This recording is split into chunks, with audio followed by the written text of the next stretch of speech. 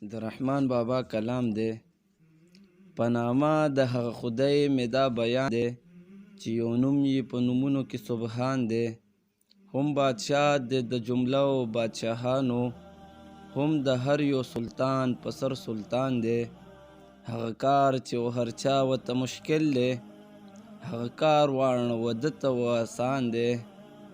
څوک افتاب شي په اسمان راخیژولی، د افتاب راخیژولی په اسمان دی. څوک د انمر په مخ حجاب شي غوړولی، د پټ کړی انمر په ابر کې پنهان دی. څوک په شپه کې شي مهتاب پیدا کولی، د په شپه کې پیدا کړی ماه تابان دی.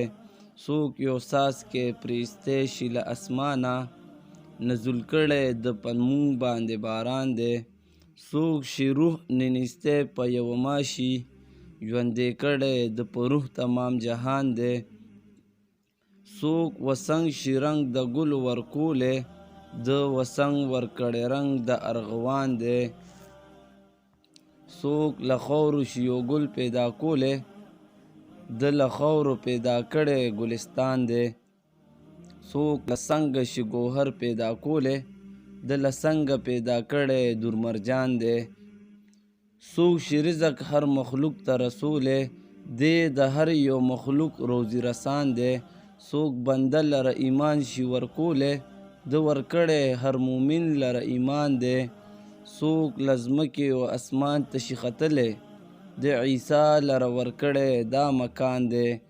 څوک له خدای سره خبرې شي کولی، د موسی مشرف کړی په دا شان دی.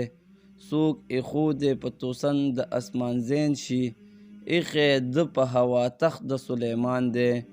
څوک په سپینه ږیره پایي تر قیامته، ده په خضر باندې کړی دا احسان دی.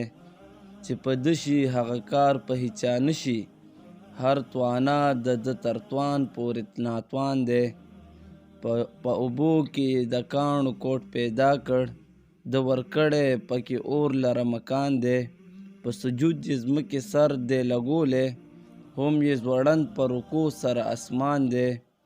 هره ونه په قیام ورته ولاړه، هر ګیا یې په تسبیح سره زبان دی. همه واڼه په تسبیح د ده مشغول دي، که ملک دی که پیری دی که انسان دی. هر ماهی په دریاب کې حمد وایي، هر مارغه په چمن کې ثنا خوان دی. حق په حق کې هیچا نه ده ثنا کړې، نه له هیچا واقع شوی دا بیان دی. مخلوقاتو هسې نه دی پیژندلی، لکه ده څخه چې قدر د خپل ځان دی. حد پایان یې هیڅ سړي موندلی نه دی، معرفت چې هسې بحر بې پایان دی. نه یې زیان نه یې زوال نه یې نقصان شته، دی بې زیانه بې زواله بې نقصان دی. نه یې مثل نه مثال نه یې مکان شته، دی بې مثله بې مثاله بې مکان دی. پاک یې وګڼه بې شکه بې ګمانه، له هغه چې د چا شک د چا ګمان دی. نه یې څوک په سترګو ویني نه لیدی شي، او بیچونه بیچګونه نمایان دی. که څوک وایي لیدی نشي لیدی نشي، او که وایي و هر چا ورته عیان دی. منځه دی له جمله جهتونو، او بیا هر جهت په ده باندې ودان دی.